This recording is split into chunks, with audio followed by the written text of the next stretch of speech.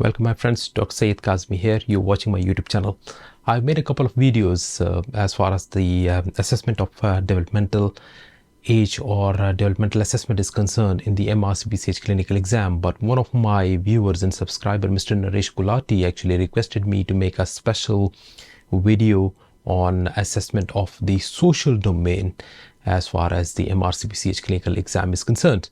So Mr. Naresh Gulati, if you're watching this video, this is for you, okay? So let's get started.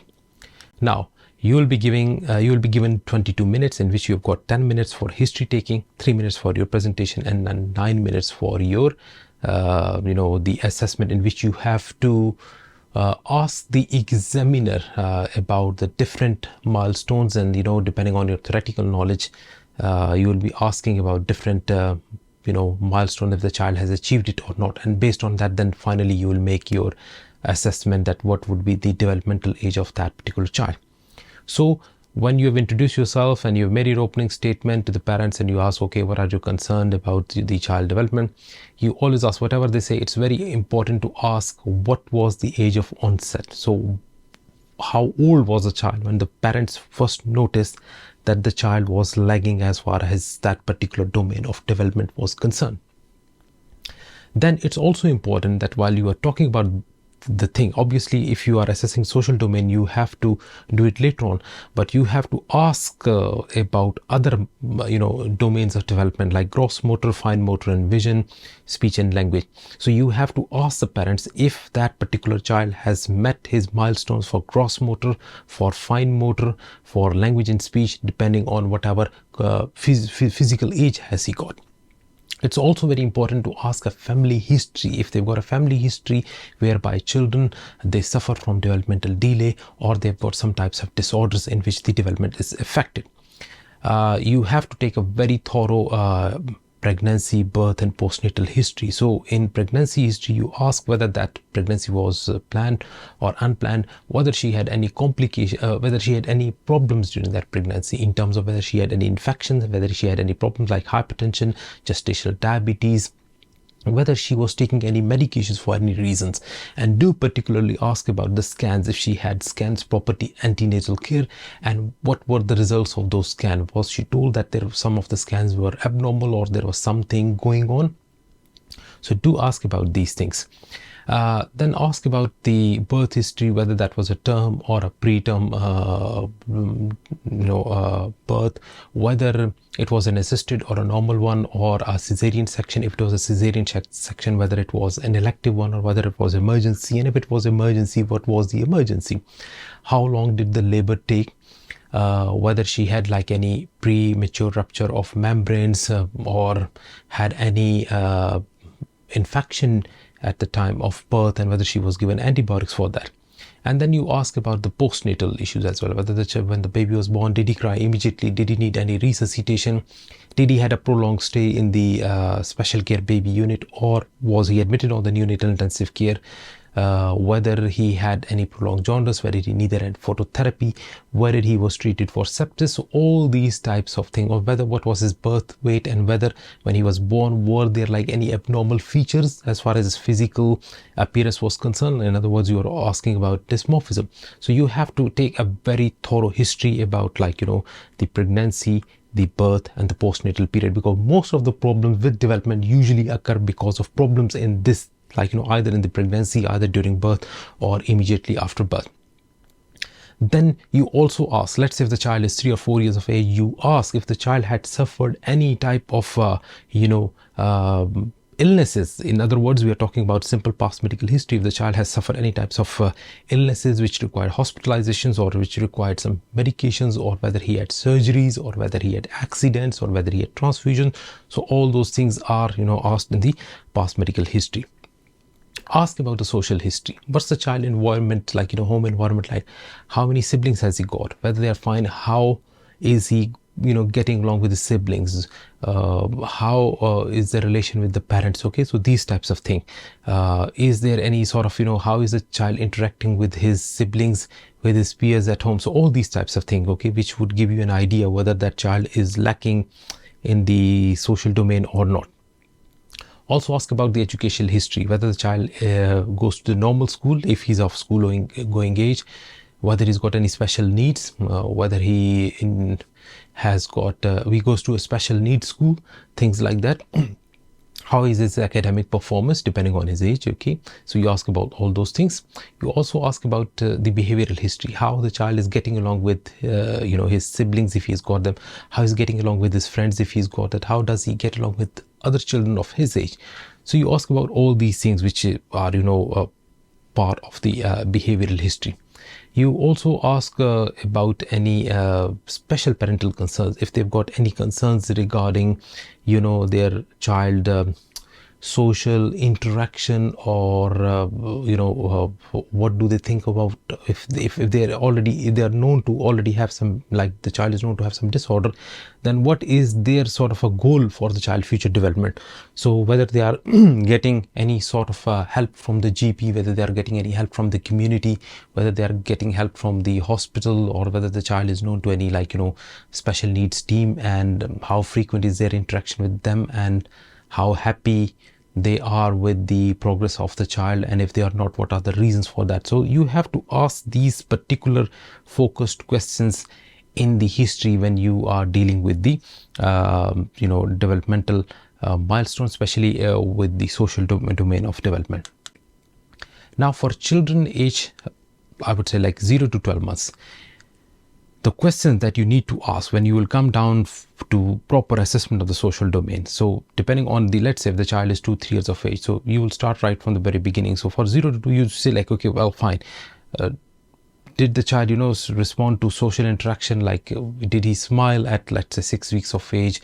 Did he do cooing, and was he making sounds like, vocalizations as we call them? So cooing and babbling at the appropriate time. Can the child, recognize familiar faces? Like, does he recognize mom and dad? And, then like obviously goes towards them. Does the child show like preference for familiar faces? So if there are people around him, he knows who his siblings are, and, he runs towards them. Does the child engage in, age appropriate play for 0 to 12 months, whether he waves by, or he says like peekaboo or pat a cake, these types of things. So ask if the child is able to do that. So this is for 0 to 12 months of age.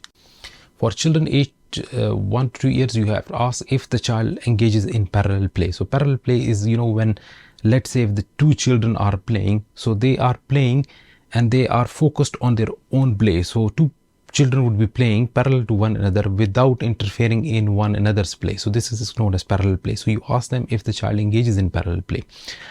You also need to ask if the child shows empathy and concern for the others. Okay, so whether the child, understands, what the other people are. Obviously, I mean, we are not sort of focusing on an adult sort of an understanding, but obviously a child like 1 to 2 years of age, so whether, he can understand commands if somebody says, no, don't do that, so like stops and things like that. So that's empathy and concerns for others.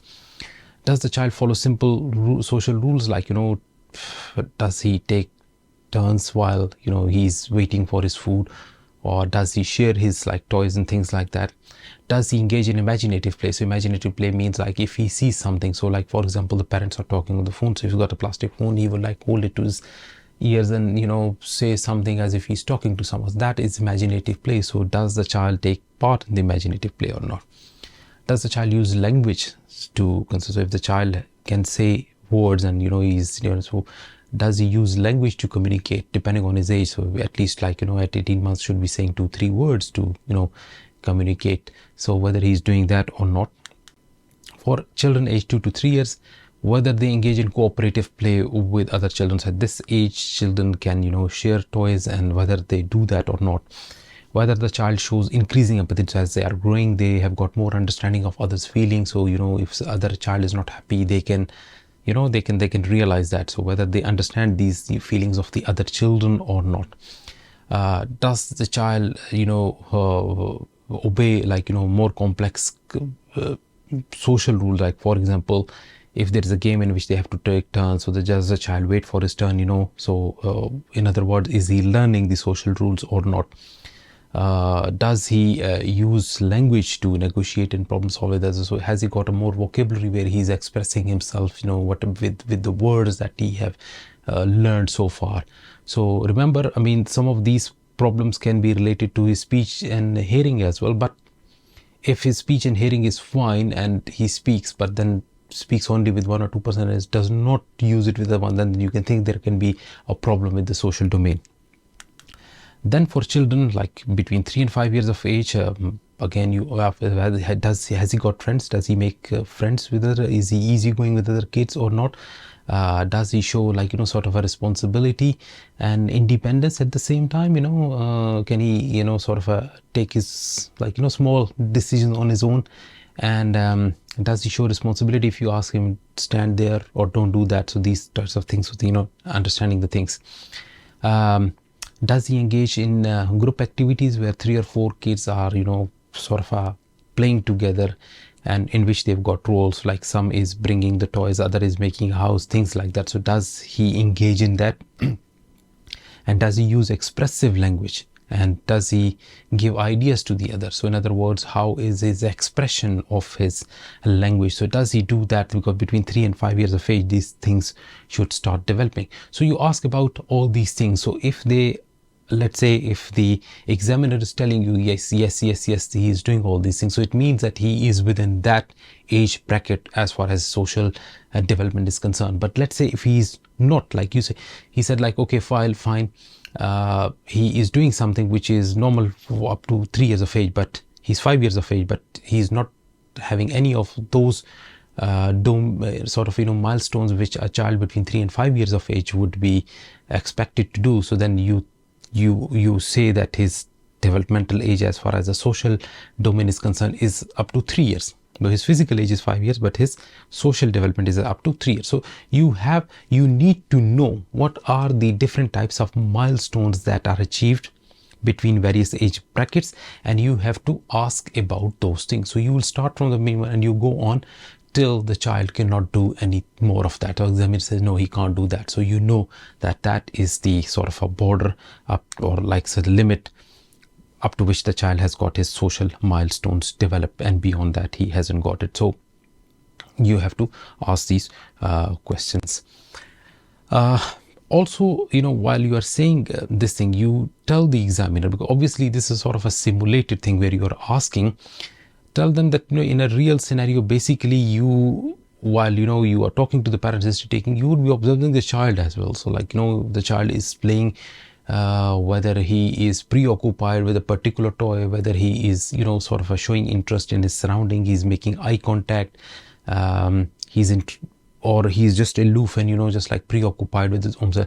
And does he make eye contact? Does he start conversation? Does he maintain conversation? Does he show interest in in his surroundings, things like that? So obviously many of these things are based on observation as well. You observe basically while the child is playing around.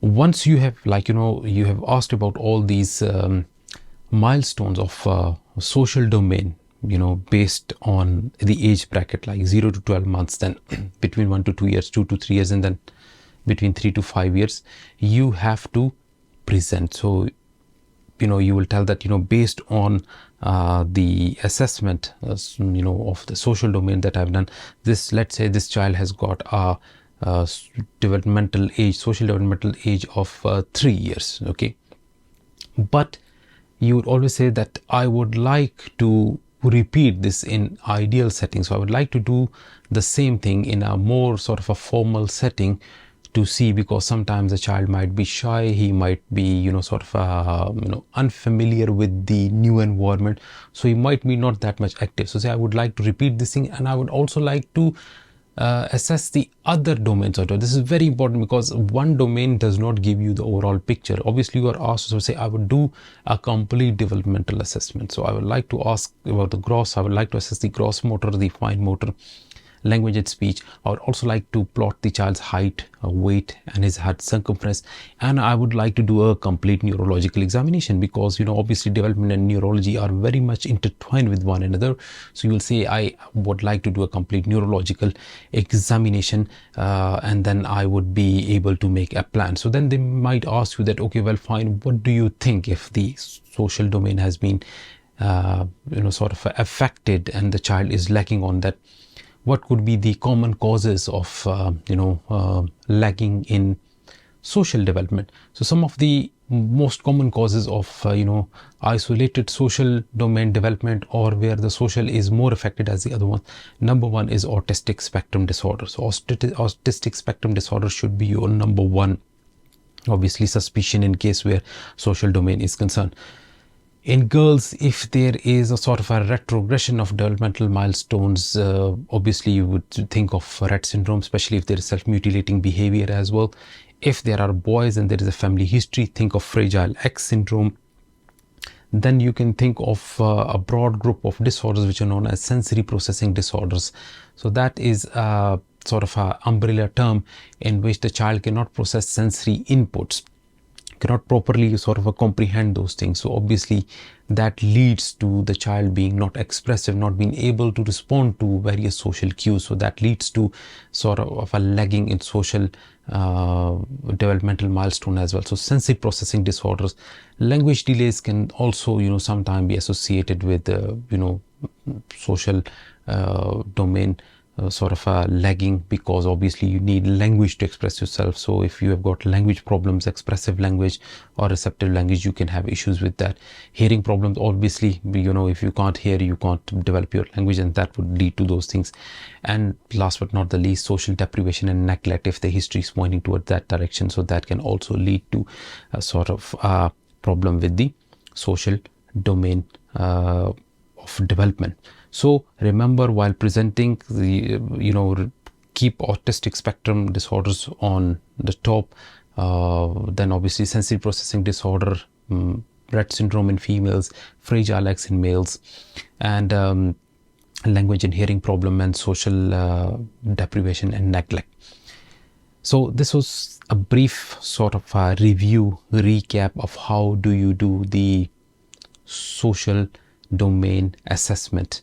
And you have to do it like, you have to take the history taking in 10 minutes, and then you have to do the rest of the assessment of the domain, asking these questions like 0 to 1, and then 1 to 2, 2 to 3, and 3 to 5 in the rest of the 9 minutes, in which you have not only have to do these things, you have to present your case as well, and you have to give the developmental age and discuss it with the examiner as well. So you have to practice a lot, so that at least when you are in the exam, you can do well and well within time. So I hope you have liked this video. If you have liked it, give me a thumbs up. Take care. Have a good day. Bye-bye.